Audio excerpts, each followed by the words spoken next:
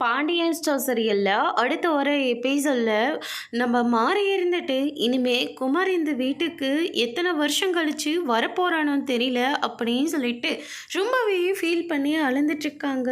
இந்த பக்கம் ராஜி மீனாலாம் அண்ணனுக்கு எத்தனை வருஷம் தண்டனை கிடைக்கும்னு தெரியல அப்படின்னு சொல்லிட்டு ராஜி ஒரு பக்கம் ஃபீல் பண்ணுறாங்க. திடீர்னு வீட்டு முன்னாடி வந்து கார் நிற்கிது. அவங்க தான் வந்துட்டாங்க போல இருக்கு. குமார் வந்திருப்பானா அப்படின்னு சொல்லிட்டு ரொம்பவே ஆர்வமாக வராங்க நம்ம மாறி. குமாரை பார்த்தோன்னே பயங்கரமாக சந்தோஷப்படுறாங்க. குமார் திரும்ப வந்துட்டியா? எனக்கு தெரியும் நீ செஞ்ச தப்பு எல்லாத்தையும் நீ உணர்ந்துட்ட, அதனால் உனக்கு தண்டனை கிடைக்காது. திரும்ப நீ வந்துடுவன்னு உள் மனசு சொல்லிக்கிட்டே இருந்தது.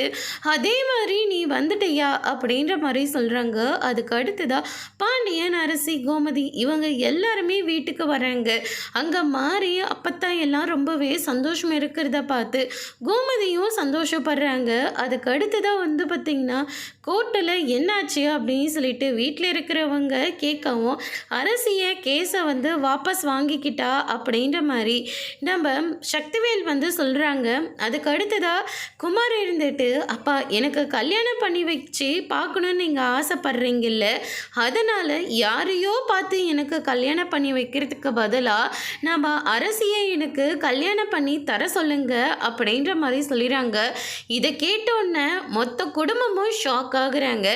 அதோட இன்னைக்கான பிரம முடிச்சிருக்காங்க.